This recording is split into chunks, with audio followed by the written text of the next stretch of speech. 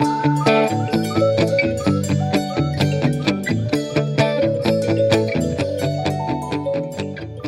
guys, we are super excited to be a part of ABMA's Behavior Month for the Human-Animal Connection. My name is Lindsey, this is Simon, and our company is called Window to the Wild. We're an education company based out of Dallas. We partner with a lot of local rehab centers and help take birds that were either too injured or too imprinted to people to be released back into the wild, and we provide education shows all over the Dallas-Fort Worth Metroplex.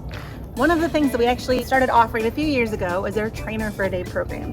We decided that after seeing how excited people got in our school programs and public programs and a bird flew over their head, let's take it up a notch. Let's give these people the opportunity to come out and train birds with us with positive reinforcement.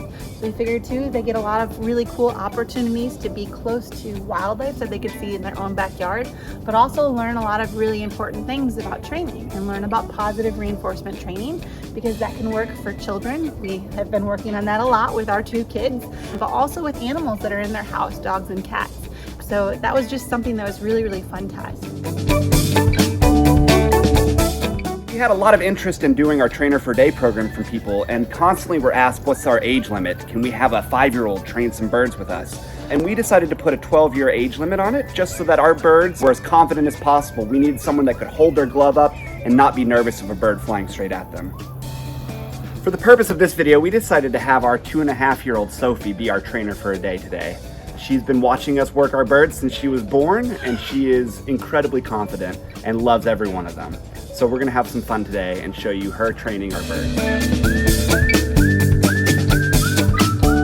We knew that we needed a space to be able to confidently and comfortably train all of our birds. So we completely netted in a whole area. So this is actually one of our training yards for a lot of our different birds. So we're actually gonna walk inside and talk a little bit about just setting our animals up for success. So a lot of the birds that we've received, not only from rehab centers, we've also gotten some different birds from different zoos. And a lot of the reasons is because of aggression. So take, for example, we have a trumpeter hornbill that we received from a zoo, and a lot of it was because of aggression. So a lot of the aggression that the trainers were seeing was inside his enclosure. So what we've done is taken it completely hands off. So if we ask him to go into a crate, we have a guillotine door here. We're able to sit the crate in front of that guillotine door, ask him to come into the crate. That way I never have to open that door, put myself in his enclosure, and make him ever feel threatened. Same thing with when we ask him to go to a scale. It's all done when he's in a different space. He comes to the scale, goes back inside, I pull the scale out. So again, you're kind of seeing we've done a lot of different things with guillotine doors for other birds too. But this is our main space where we're able to do a lot of our Trainer for a Day experiences out here. Ready? All right, you ready? Hold on. Can you throw a grape to him? Good God! Wow! Bring him over. Look, let me get you another grape.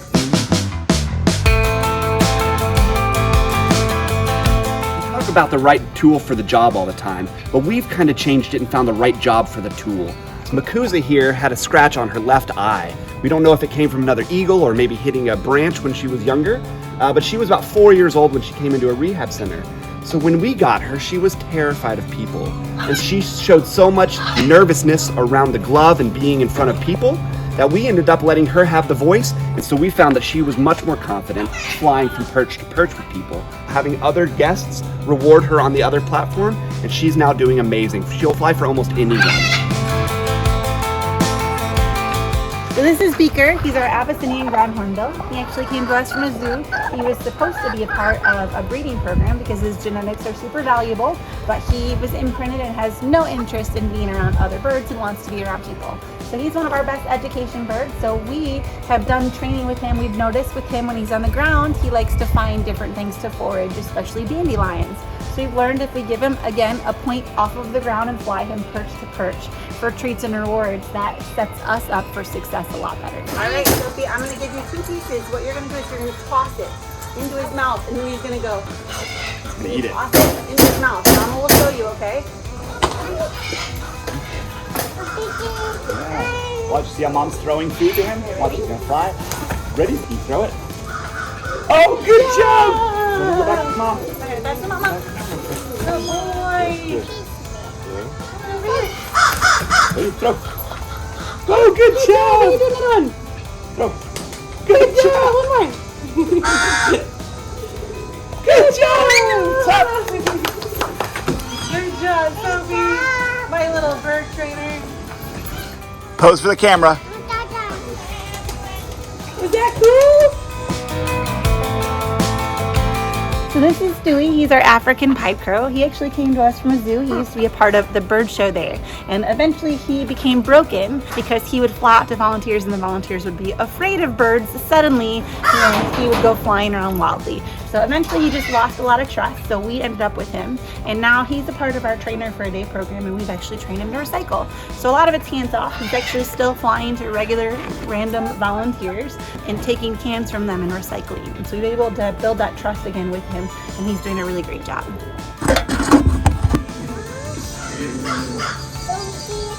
Stewie. Get your can. Good job! Good job, Sophie! Good job, Stewie! Ready? Are we do it again? Good job, Sophie!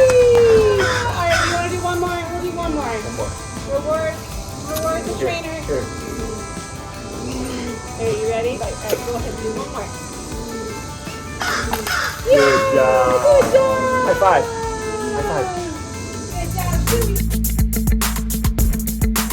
Our red-tailed hawk here is a very cool bird. He came from a rehab center with a broken wing. They fixed it and actually drove him off property and released him. 2 days later, he flew back to this enclosure and wanted right back inside. So we also took him and started doing Trainer for a Day programs with him. But we noticed that when people showed up at our facility and if he was still in his enclosure, he would not come to us at all. And so we decided we'll load him up before people show up, put him in his crate, and now he comes out instantly for anyone that we come and have come do our trainer program. So this is Avada. He is our Hadada ibis. Any of you Harry Potter lovers out there, Avada Hadada. The reason that we do a lot of the behaviors that we've done with him, he actually was in a walk-through aviary. We received him because of a lot of aggression. He's imprinted. So we learned that when he was on the ground, he liked to attack people's ankles. We also learned too, when you feed him out of the hand, once you start to run out of the treats that he liked the most, he would bite people's hands. So we took it completely hands off and we started flying him to aquariums. So we gave him a point A to fly, so an area that he knew every time he flew over there, a station, he would get treats and rewards for it. So he flies to an aquarium, eats all of his food out of the aquarium, flies back to his crate. So we've done A to B's with that, keeping him up off of the ground so we don't see that aggression and set him up for success. All right, Sophie, so we're gonna train the ibis, okay? So what we're gonna do, we're gonna take these 2 treats, right before he flies, we're gonna throw them in the aquarium, drop them right into the water, okay? 1, 2, 3, get in. What's his name? Yeah, good job.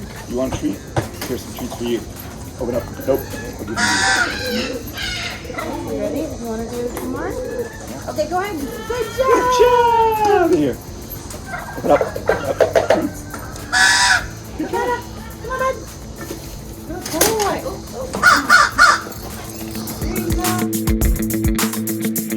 All right, Sophie, are you ready? So you get to hold this owl. This is Hermes. So remember, so here's what you're gonna do. So we're gonna put your glove up. You're gonna hold your glove nice and still. Your fingers in there. All right, so Mama's gonna help. So Mama's gonna take this leash right here and she's gonna wrap it around in her hand. So she's got a good hold. You're gonna grab right there. And Hold it too. Good job. okay, good job. And that is gonna give him a treat for stepping over. Good job. Perfect. Good girl, Sophie. Now hold on to that real good. There you go. Good job. Now pose for some videos. You wanna look at the camera really quick and so that they can see how pretty you are, how strong you are? Good job, Sophie. And look, Hermes is getting all of those treats for sitting there. You are so strong. You're holding onto the leash. Good job. Is this cool? Step in. You can step over. It's so good, Sophie. So strong. All right, Papa, stepping him over. Yay! Good job. Good job. Daddy, you have any treats for Sophie? Yeah, you want to do the other one? Here you go, baby. You got, aw, treats for you. Do glove high five. Yeah! So good.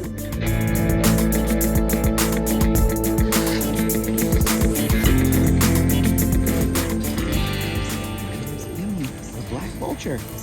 Here she is. Here she is. Here you go. Good job. Come here. Good job. Good job. I'll give you more. Okay. Okay. Last time. Come on. Good job. Come on, Gimli. Gimli, come on. Come on, Gimli. Gimli, come on. Come on, Gimli. Good girl. No, not done. At the end of our training session, we've realized that a lot of people really wanted to touch some animals, but most of our birds of prey and other birds don't like being touched. But our goats absolutely do. So we give people the experience to come out here, feed these guys, and give them some loving, because who can't love that, right? The reason we started offering our Trainer for a Day program was to give people the opportunity to interact with an animal that they can see right in their own backyard, in hopes that they would get so excited about these animals they'd start to notice them in their backyard, but also care and want to do something to help save them and the environment that they live in. We also love showing off the positive reinforcement training aspects of our job. People always have animals or even kids at home that they could use and train with, and so we love sharing that sort of knowledge and hoping to expand people's understanding of training.